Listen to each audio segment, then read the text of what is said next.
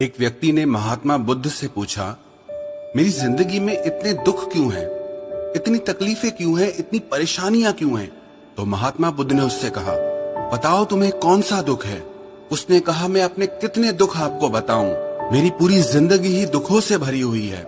जो मेरे रिश्ते हैं उन रिश्तों से भी मैं दुखी हूँ और मेरे शरीर में भी बीमारियां होती रहती है। एक के पीछे एक दुख लगा ही रहता है।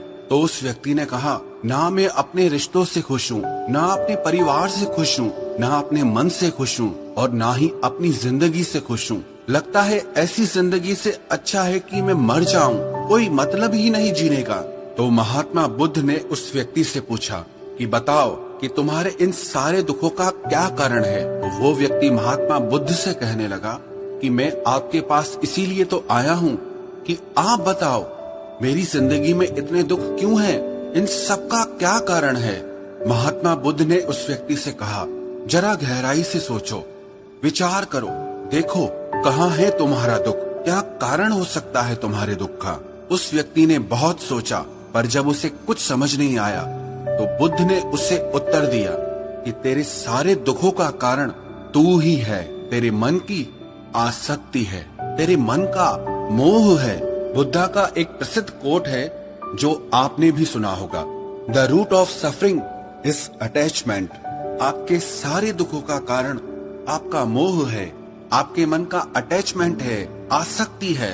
तो उस व्यक्ति ने बुद्ध से कहा कि मैं समझा नहीं कि मेरे मन का मोह हर दुख का कारण कैसे हो सकता है। तो महात्मा बुद्ध ने उसे 3 छोटी छोटी कहानियां सुनाई।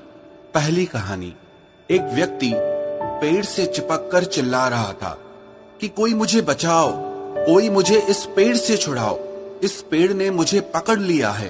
तो वहां से एक गुरु और शिष्य गुजरे। उस शिष्य ने अपने गुरु से कहा कि गुरुदेव, इस आदमी की मदद करनी चाहिए, ये इस पेड़ से चिपक गया है, इसे छुड़ाना चाहिए। तो उसके गुरु ने अपने शिष्य से कहा कि इसकी मदद कोई नहीं कर सकता। तो वो शिष्य हैरान होकर पूछने लगा कि ऐसा क्या है कि इसकी कोई मदद नहीं कर सकता? तो गुरु ने कहा कि इस व्यक्ति ने खुद ही पेड़ को पकड़ लिया है और जिस इंसान ने खुद किसी चीज को पकड़ा हुआ है उसे कौन छुड़ा सकता है, उसे कौन बचा सकता है? ऐसे ही बुद्ध ने कहा कि तुमने भी सारे दुखों को खुद ही पकड़ा है कि ये मेरा है, ये छूट न जाए, ये मेरे पास रहना चाहिए, ये मुझे मिलना चाहिए।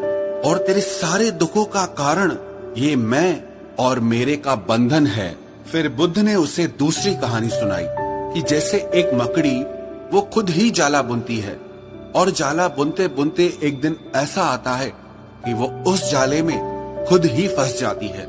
वो चाहकर भी उस जाले से बाहर नहीं निकल पाती है। ऐसे ही तूने भी अपनी जिंदगी में कितने ही रिश्ते बनाए हैं, कितनों से मोह लगाया है, कितनों को अपना माना है और उनमें मोह रखने के कारण आज वो तुझे दुख दे रहे हैं। सारी दुनिया में कुछ भी होता रहे, हमें दुख सुख नहीं होता है। हमें दुख सुख कब होता है? जब हमारे अपने के साथ कुछ होता है या हमारा अपना हमारे साथ कुछ करता है। फिर महात्मा बुद्ध ने उसे तीसरी कहानी सुनाई कि शहद से भरे एक पात्र में एक उड़ती हुई मक्खी घुस जाती है।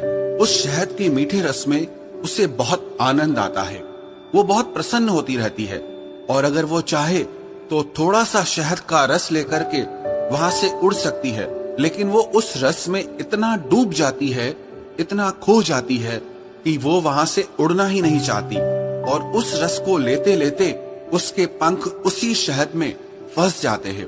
फिर जब तक उसका पेट भरता है वो बुरी तरह से उस शहद में फंस जाती है।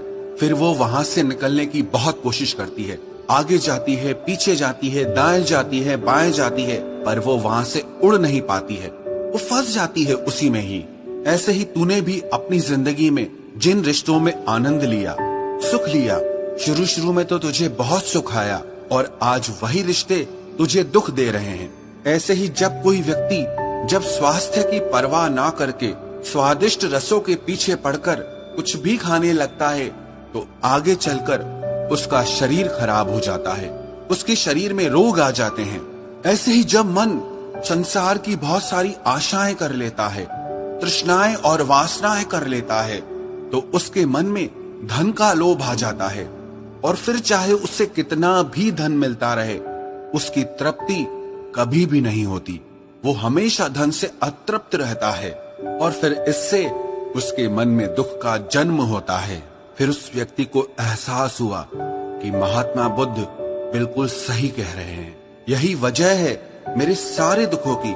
मेरे सारे दुख मेरी ही वजह से पैदा हुए हैं, मेरे ही मन के मोह से, अटैचमेंट से पैदा हुए हैं। फिर उसने महात्मा बुद्ध से दूसरा प्रश्न किया कि आपने मुझे कारण तो बता दिया, अब मुझे इसका उपाय भी बताइए। महात्मा बुद्ध ने कहा, अगर तुम सारे दुखों से पार होना चाहते हो तो अपने मन को मोह और वासनाओं से ऊपर उठाकर प्रेम और संतोष से भर दो, क्योंकि जिसके हृदय में प्रेम और संतोष का दिया जल गया, उसके मन से मोह और वासनाओं से जन्मे हुए दुख का सारा अंधकार ही दूर हो जाता है। हालांकि ये बात कहने में बहुत आसान है, लेकिन करना बहुत मुश्किल है। लेकिन जो भी व्यक्ति महात्मा बुद्ध के इस उपदेश को समझ गया ना, वो सारे दुखों से पार हो जाएगा। यही कहानी हमारे भी जीवन की है। हम खुद ही रिश्ते जोड़ते हैं और बाद में खुद ही रोते रहते हैं। हम खुद ही प्रेम बढ़ाते हैं और बाद में खुद ही दुख पाते हैं।